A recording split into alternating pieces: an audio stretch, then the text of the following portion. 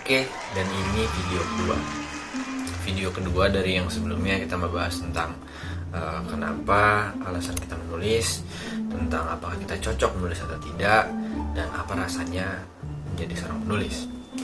Di video yang ini kita bakal ngebahas, lalu setelah kamu memutuskan untuk menjadi penulis atau penyair, lalu apa? Apa yang kamu bakal lakukan selanjutnya dan apa yang harusnya kamu lakukan selanjutnya? Yang pertama, berarti pertanyaan adalah, setelah saya memutuskan untuk menjadi seorang penulis, maka mulai dari mana? Yang pertama dan yang paling pasti adalah tulis apapun yang kamu suka. Dalam artian, selagi kamu merasa bahwa kamu tahu mau menulis apa dan feeling the moment, atau misalnya sedang merasakan bahwa kata-kata tuh tersiram ke kamu dan kamu masih punya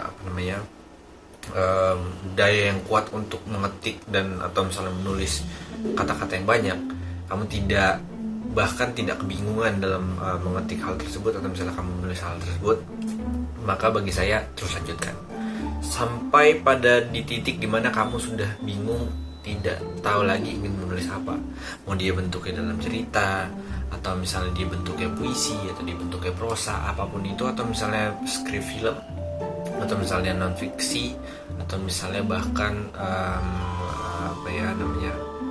artikel ilmiah. Yang jelas tulis sampai kamu sudah tidak tahu lagi mau menulis tentang apa atau menulis apa lagi. Nah, pada saat di titik kamu sudah menulis dan benar-benar sudah habis energinya untuk menulis, kemudian yang kamu lakukan adalah coba evaluasi.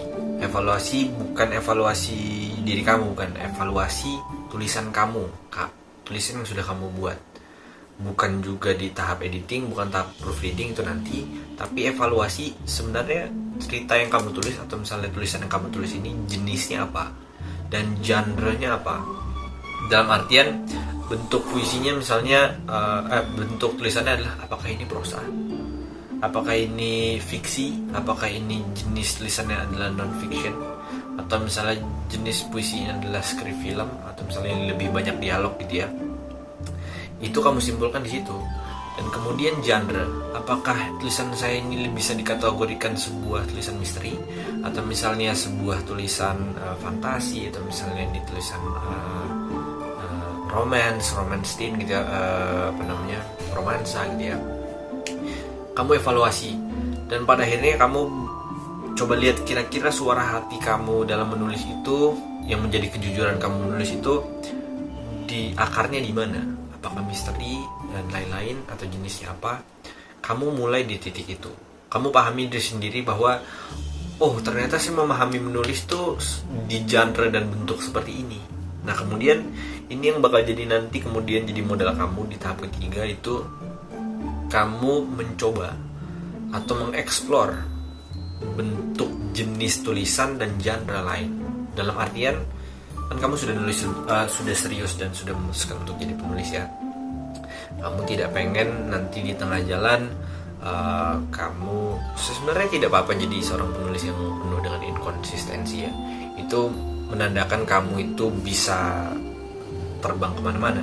Kamu bisa menulis tentang genre misteri, kamu bisa menulis dalam genre fantasi atau misalnya psychological thriller. Itu benar-benar tergantung dari seberapa kuat daya imajinasi kamu dan seberapa nyaman kamu nulis tulisan tersebut. Itu menandakan kamu versatil, atau misalnya kamu ahli, saya bisa bilang ahli ya, gesit dalam berpindah-pindah genre dan jenis tulisan. Dan itu bagi saya sangat apresiasi kalau misalnya orang yang seperti itu. Tapi kalau misalnya memang kalian juga orang yang seperti saya tidak bisa melompat antara genre satu dengan genre lainnya, dan bukan tidak bisa, mungkin tidak sebagus dari genre dan jenis tulisan tertentu, kalian bisa explore dalam arti menantang diri. Saya tidak langsung bilang kalau misalnya kamu harus membuat buku. Di tahap ketiga ini kita bakal di tahap-tahap yang bakal saya jelaskan seterusnya, itu lebih ke benar-benar tahap yang bagi saya butuhkan dulu, dan saya harap saya tahu dulu gitu ya, berusaha mencari limitasi dari tulisan sendiri, sehingga pada akhirnya kita tahu ukuran kita tuh di ukuran mana dan di taraf mana pada saat menulis ini dan dalam jenis tulisan ini atau itu. Tujuannya adalah supaya kita tahu kita harus belajar apa selanjutnya.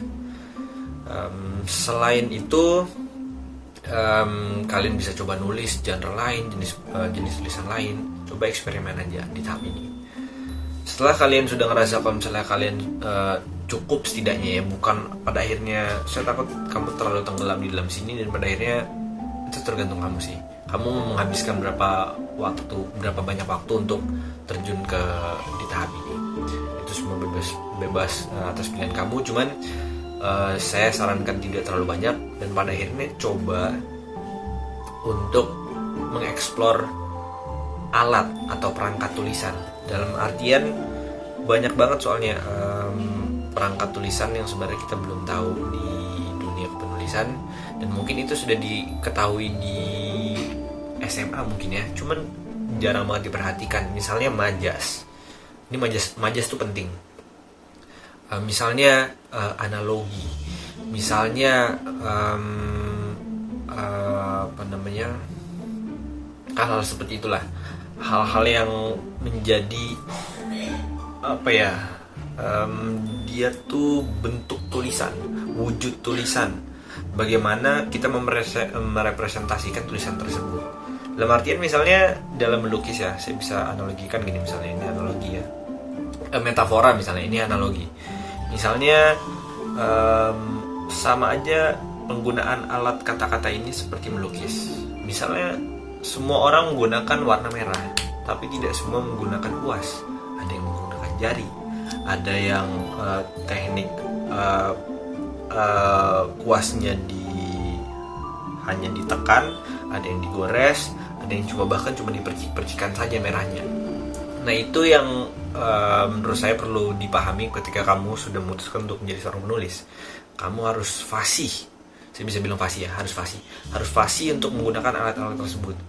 Saya justru orang yang sangat mengandalkan alat-alat tersebut, dan kadang-kadang saya suka nyontek gitu. Ini saya udah coba, ini saya sudah coba yang ini kali ya, dalam ini ya. Jadi pada akhirnya puisi kamu itu adalah gabungan-gabungan dari alat-alat tersebut. Jadi menulis itu juga ada rumusnya menurut saya. Bukan, tapi tidak untuk kamu pikirkan sebagai sesuatu yang kayak, oh berarti rumit dong ya, oh berarti nggak sespontan itu dong ya, nggak seartistik itu dong ya. Nggak seperti itu. Bagi saya bahkan seni, apapun itu ya, seni dan melukis, misalnya membuat lagu, semua ada tekniknya.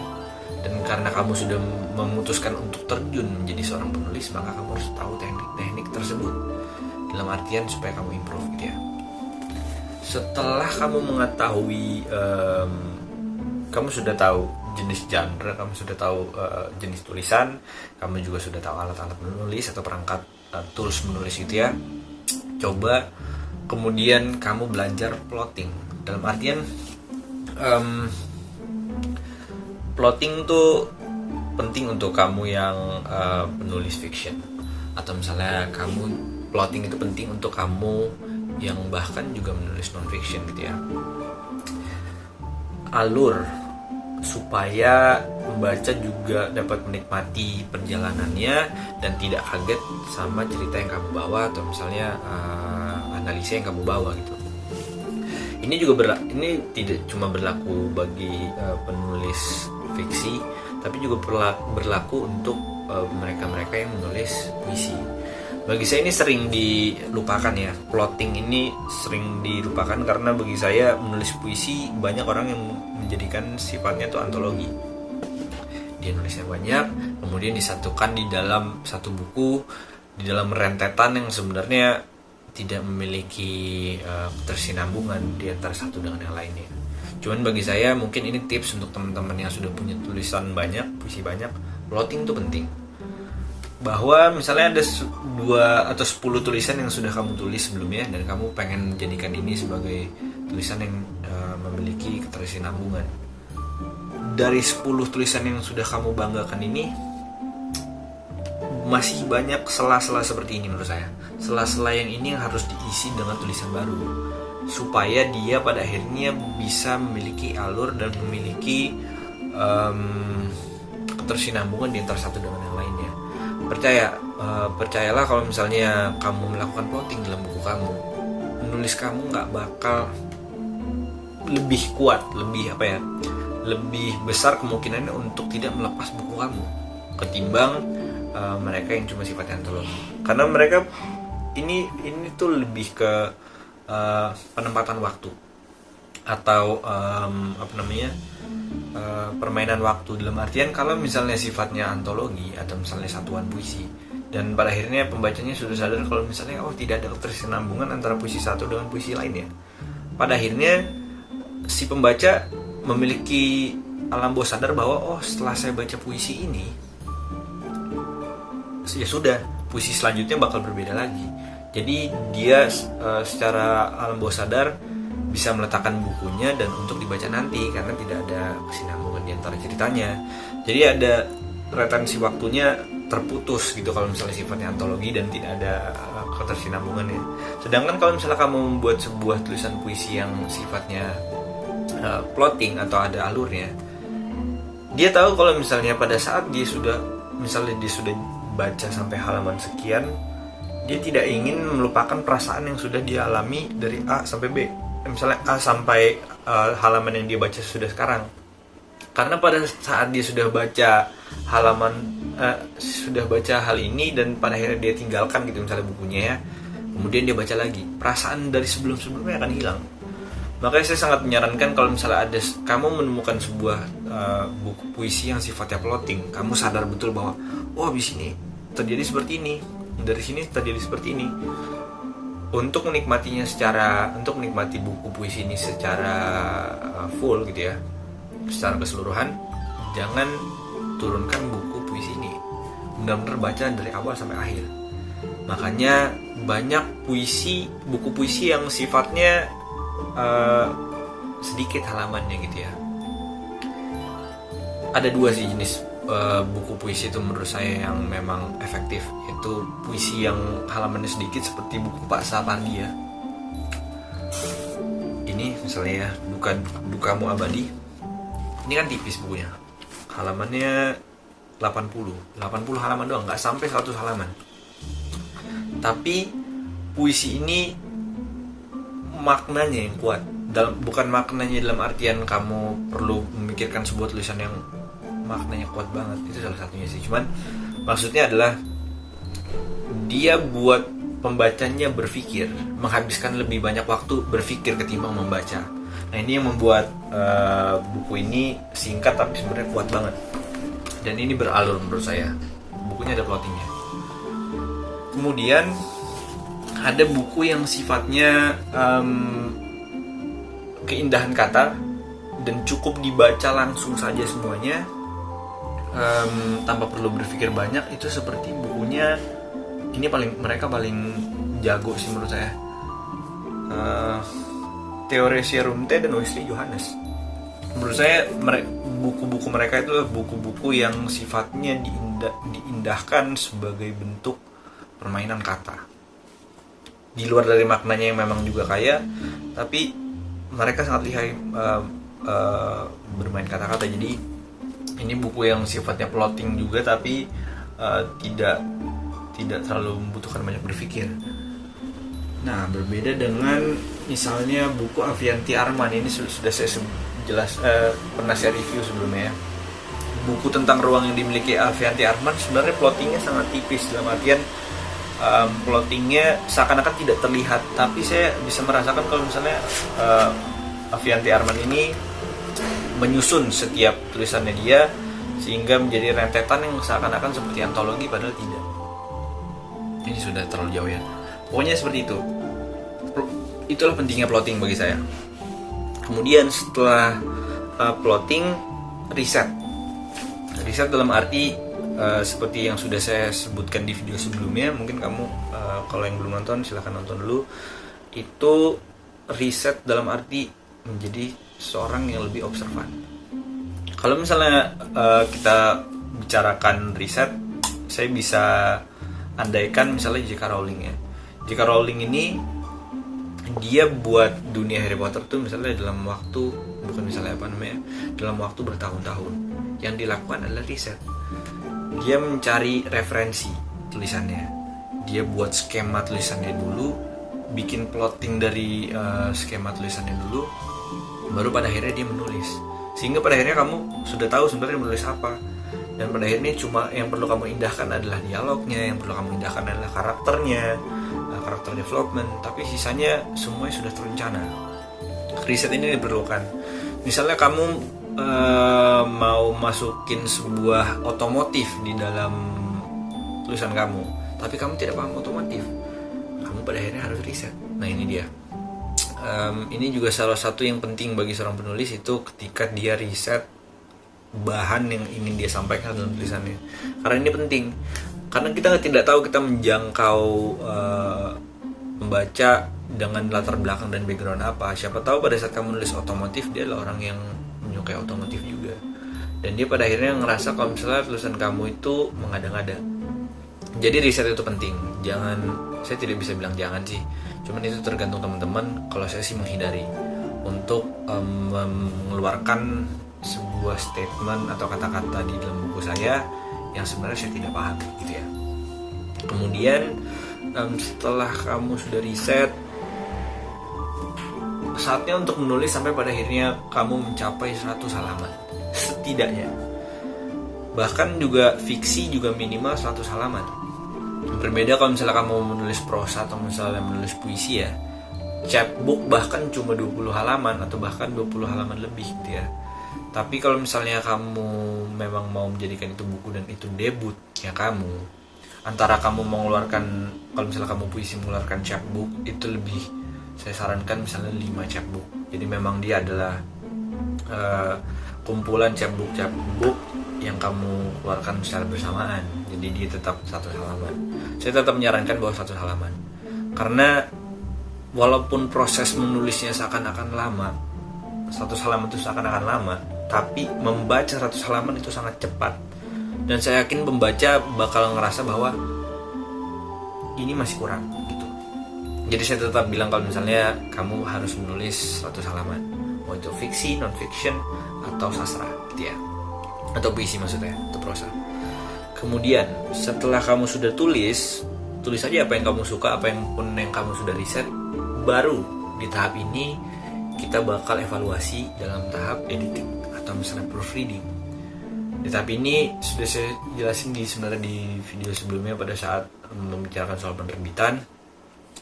Kamu sebarin tulisan kamu ke teman-teman kamu, atau ke teman-teman dulu ya, ini proofread, mereka baca untuk mencari kesalahan tipe misalnya ya, kesalahan mengetik, atau misalnya kebingungan dalam menulis, kebingungan dalam cerita, atau plot hole, sebutannya plot hole nggak salah.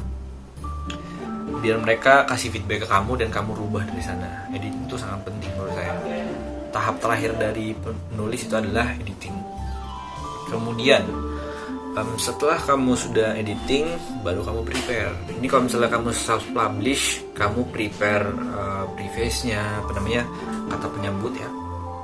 Kamu juga harus prepare desain covernya, dan kamu juga jangan lupa, hal yang paling menyenangkan menurut saya adalah menentukan judul dari buku ini. Dan preface dan menentukan judul buku itu adalah salah satu hal yang paling saya suka pada saat saya sudah menyelesaikan naskah saya. Karena itu yang membuat pada akhirnya kayak ini akan hidup di pikiran banyak orang, dan ini akan terpampang di perpustakaan pribadi maupun perpustakaan jual beli gitu ya. Dan bagi saya judul ini harus menjadi judul yang bisa diingat secara mudah dan berkesan untuk para pembaca gitu ya. Itu alasannya kenapa saya memilih judul Kolam Susu, karena menurut saya ini adalah sebuah kata yang sebenarnya sangat populer diutarakan sama oleh lagu ya, bukan lautan hanya kolam susu gitu ya, Us Plus ya. Dan bagi saya filosofinya pada saat mereka bilang kolam susu, saya bisa relate gitu ya, dan jadilah buku ini. Pokoknya gitu. Dan setelah kamu sudah menyiapkan semuanya, kamu sudah cover desainnya, buku kamu sudah jadi, kamu sudah cetak, lalu apa kemudian? Kamu tidak perlu memikirkan soal cover buku pada saat kamu mau sampaikan ini ke penerbit, atau kamu tidak ingin buku kamu tidak menerbitkan sendiri buku kamu. Kamu cukup kirim naskahnya saja dan ikut ketentuan dari penerbitnya. Itu kamu bisa cari ketentuan penerbitnya dengan cara di Google aja, cari penerbit ini, cara kita mensubmit tulisan kita ke penerbit. Kemudian sebenarnya pada saat yang saya sebenarnya pengen ini jadi video rentetan yang menjelaskan sebenarnya apa yang mau saya bahas nanti selanjutnya di video selanjutnya. Itu teman-teman bisa expect kalau misalnya saya bakal ngebahas soal lebih spesifik tentang bagaimana menulis hal yang kita suka, dan itu lebih spesifik lagi. Dan kemudian bagaimana kita menemukan jenis genre dan bagaimana kita menemukan jenis tulisan gitu ya. Soal explore jenis genre dan tulisan juga saya bakal bikinkan satu video juga. Kemudian plotting, kemudian riset, kemudian editing, proofreading, dan juga pada saat menulis preface dan cover design, atau misalnya kamu menentukan judul. Jadi kamu bisa expect saya bakal lebih spesifik menjelaskan topik dan tema itu satu-satu. Cuman ini adalah secara keseluruhan penjelasan saya tentang pada saat kamu sudah memutuskan untuk jadi penulis, kemudian lalu apa. Selain itu, saya bakal bikin video lain lagi untuk terkhusus kamu yang mau jadi penulis tapi kamu mau self-publish. Karena bagi saya ini rentetannya cukup banyak ya. Kamu pada saat kamu self-publish, kamu butuh tenaga dan effort lebih besar untuk terhadap karya kamu sendiri. Jadi sekian dari video ini. Saya harap ini video yang cukup edukatif untuk teman-teman. Dan untuk teman-teman yang sebelumnya tidak tahu saya, nama saya Rakasya dan saya sudah menerbitkan 3 buku sejauh ini. Saya menerbitkan 3 buku saya itu secara mandiri. Cuman yang baru saya publikasikan, yang saya cetak ulang adalah buku Kolam Susu. Ini buku ketiga saya. Ini A Letter to a Stranger, ini buku kedua saya. Pertama saya, dan ini adalah buku kedua saya, White is the New Mystery. Semua buku saya atau karya saya bisa kalian akses atau misalnya kalian beli itu via Shopee. Dan untuk terhubung dengan saya aktif di Instagram, saya aktif di TikTok, saya aktif di Twitter, sebisa mungkin saya aktif di semuanya sebenarnya. Dan kamu bisa terhubung dengan saya dengan cara follow saya dan klik link yang ada di link deskripsi yang ada di bawah sini. Di situ semua yang kamu butuhkan untuk terhubung dengan saya. Juga saya sudah mengumumkan di video sebelumnya kalau misalnya saya akan membuat klub buku dan klub menulis. Cuman insya Allah itu lagi saya siapkan dengan baik. Dan kemudian juga saya sudah berdeklarasi kalau misalnya semua yang saya lakukan di dalam video ini adalah untuk mewujudkan impian saya agar 10.000 karya saya diadopsi oleh teman-teman. Jadi kalau misalnya teman-teman ngerasa video ini bermanfaat dan ngerasa ada teman kamu yang memang suka menulis dan menurut kamu mereka harus dengar soal video ini, kalian bisa share. Dan kalian kalau misalnya terima kasih telah menghargai apa yang saya mau sampaikan. Kamu bisa subscribe saya, tinggal klik di bawah ya. Kalau misalnya kamu bisa komen, kalau misalnya kamu punya pertanyaan, atau misalnya kamu ingin terhubung dengan saya akan dengan senang hati banget untuk berdialog sama kamu. Untuk teman-teman penulis yang memang sudah memulai menulis dan atau bahkan sudah menerbitkan buku, saya ingin kalian terus semangat. Sebagaimana kita juga harus saling mendukung, dan saya berharap saya bisa terhubung dengan kamu dengan saling berkomunikasi entah dari mana, entah dari media sosial atau misalnya secara langsung.